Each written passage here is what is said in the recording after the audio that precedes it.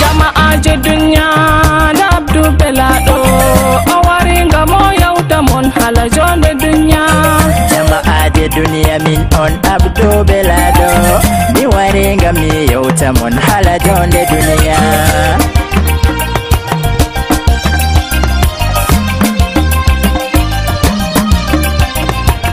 Bismillah inde Allah takno lado mi futi hande min Abdou Belado hokko bawde hokkam fasaha Allah ami yawta derdiraɓe hala Jonde Duniya. Jama'aje dunya mi artiri silminango min Abdou Belado ngam ɗum al'ada meɗen ɓawo silminango mi tokkini kofgol jama'aje duniyaru note silminango. Jama'aje duniyaru nda Abdou Belado awaringa mo yawta mon hala Jonde Duniya.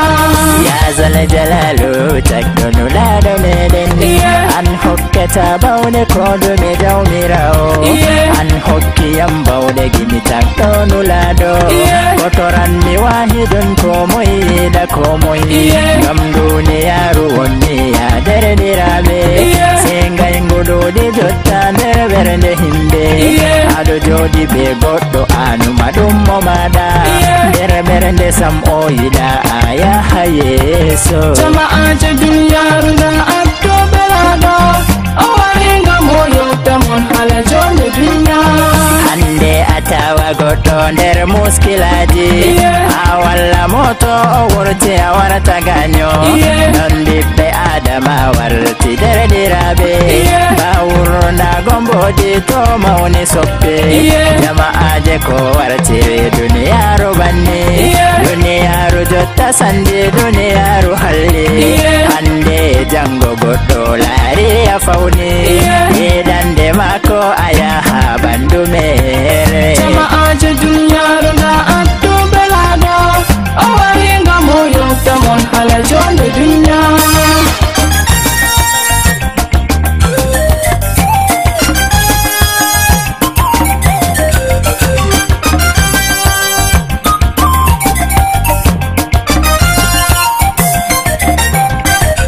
Jama'aje kakkilen hala Jonde Duniya ngam jotta duniya kulni ɗum derdiraɓe aɗo joɗi be himɓe ander nde malamde ase sharruɓe torintama an a anda woɓɓe to laari Allah hokkima risku man warta sharru toronde maɓɓe to saare marɗama hamɓe toronde maɓɓe do yibba mallindu bolwa yide maɓɓe. Jama'aje duniyaru nda Abdou Belado awaringa mo yawta mon hala Jonde Duniya.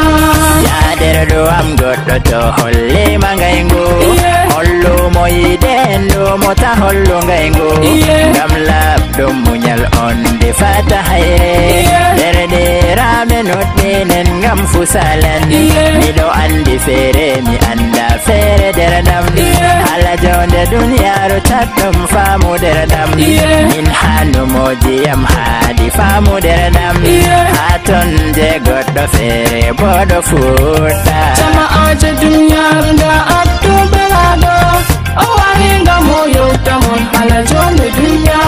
Duniyaru tangejjiten ɗum saare hirde komoye wara hira sala ya jamaje hande miɗo yima jango woɓɓe feere duniyaru kam non waɗi pame derdiraɓe kondey mi titi fu nange ya jamaje ya Allah mawno toran